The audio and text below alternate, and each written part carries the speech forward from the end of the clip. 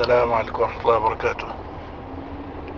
بالنسبة للموضوع ديال الدكتور الفايد، هذا الموضوع هذا أخذ أكثر من حجمه.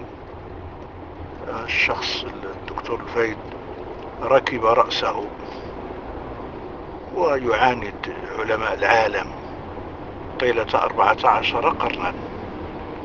تصور انت 14 قرن التي يقول هو عشت في الظلام بسبب الفقهاء الشيوخ الذين لا يعترف بأنهم علماء، وجاء هو عاد باغي الآن قد يصلح الدين والبلاد والعباد.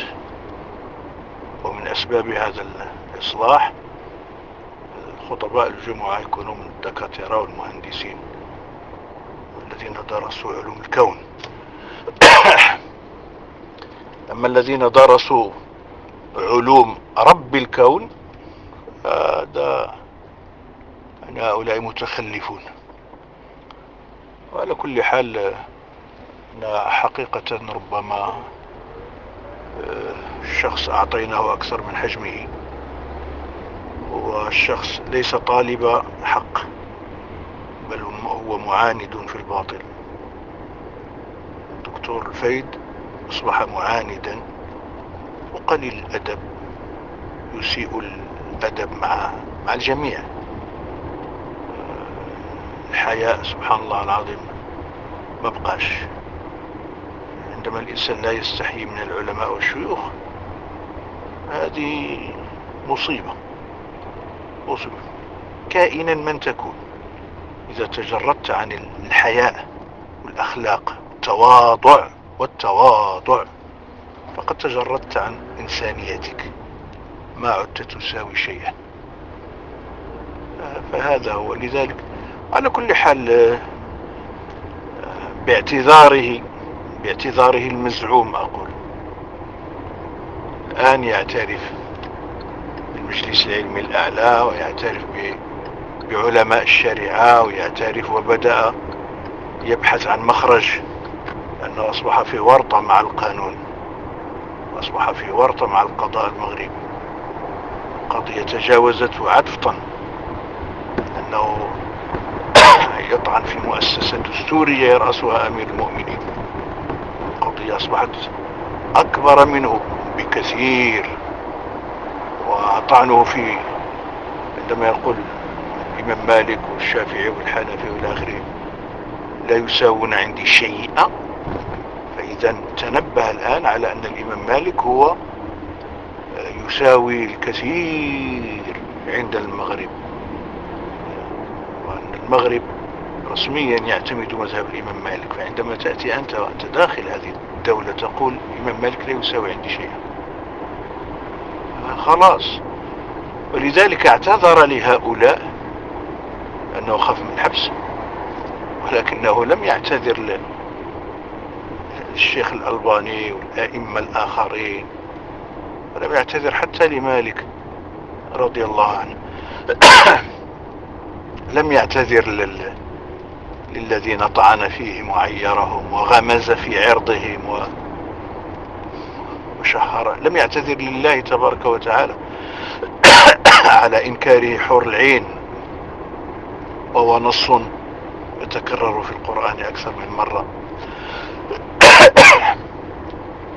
لم يعتذر للأمة الإسلامية التي طعن في دينها.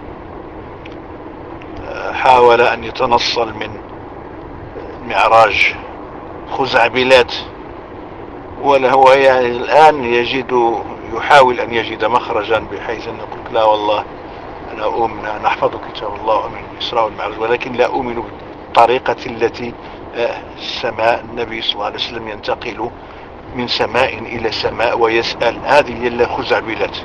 طيب هذه الطريقة نفسها موجودة في أحاديث صحيح البخاري وفي غيره. فإذا ولا يزال يطعن في دين الله تبارك وتعالى، يطعن فيما صح عن النبي صلى الله عليه وسلم. فهذا هو الرجل، حسبنا الله ونعم الوكيل. لا نريد أن نجاريه في قلة أدبه ولا في قلة حيائه. هو يعني تعالم وتبجح وتجبر وقال يطلع لنا الدم.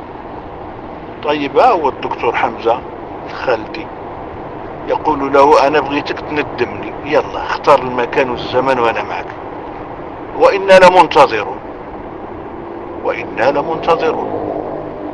لذلك أنا قررت أن شخصيا على أقل تقدير قررت أن أقف عند هذا الحد، مع تسجيل بعض المواقف السلبية من بعض الفعاليات أو المؤثرين داخل البلاد الذين أرادوا أن يأخذوا العصا من الوسط، يعني جعلوا الدكتور الفايد في جهة وعلماء الدنيا في الشريعة الإسلامية وفقهاء العالم في جانب آخر، وحاولوا أن يمسكوا العصا من الوسط، حتى قال أحدهم أنا محايد. محايد محايد محايد من ماذا بين من ومن؟ محايد. الحياد هنا لا يجوز، يعني أقل تقدير أنك تسكت، ما كاينش محايد. رجل يطعن في الدين في علماء الدين وجيت تقول أنا محايد، كيف محايد؟ يعني لا معه ولا ضده. فالحياد هنا حياد سلبي غير مقبول البتة. المقبول هو أن تسكت، لكن بخروج من خرج تحت يافطة الحياد فقد إذن يعني لا، يعني أقل تقدير نقول له طعن الدكتور فايد في دين الإسلام وفي مذهب الإمام مالك وفي علماء الأمة، أنت يعني لا يعني لك شيئا، أنت في حياد، أنت في حياد، هذا الأمر لا يعنيك، هذا أمر خطير جدا.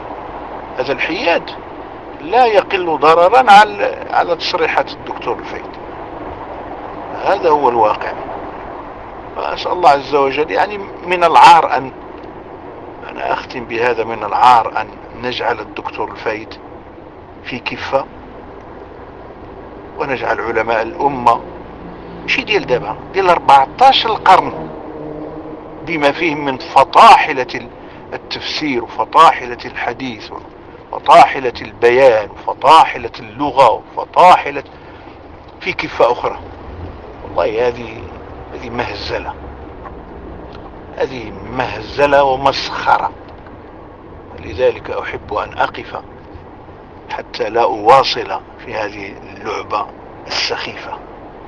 نصحنا الرجل لله، لم يقبل، هذا شأنه وانتهى الأمر، هذا شأنه وانتهى الأمر. ويكفيه لو كان صادقا فيما يقول، يكفيه أن الذين يناصرونه هم الملاحدة الذين وقفوا في صفه، من؟ الملاحدة وغلاة العلمانيين وطائفة القرآنيين.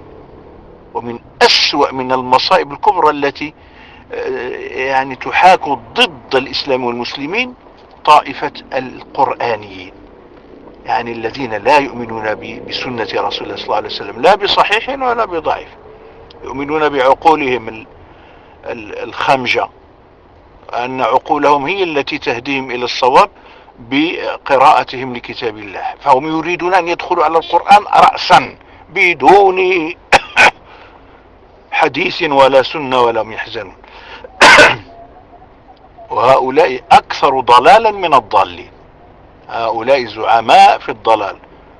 وهذه نحلة وموجة شريرة نبتت في الشرق الأوسط ووصلتنا حرارتها البئيسة في هذه البلاد الشريفة للأسف الشديد. والله أنا لست أدري أين يجدون المغرب 3 ركعات في القرآن، والله هذا مثال بسيط. وأين يجدون قراءة الفاتحة في الركعة الأولى جهرا والسورة جهرا، وكيف يركعون وكيف يسجدون وكيف يجلسون بين السجدتين، ماذا يقولون وكيف ينهضون وكيف. والله أنا أعجب من هؤلاء القوم. والغريب والمصيبة العظمى أنهم يجدون من يصغي إليهم. فصدق من قال لكل ساقطة لاقطة. حسبنا الله ونعم الوكيل، وصلى الله على نبينا محمد وعلى آله وصحبه وسلم تسليما.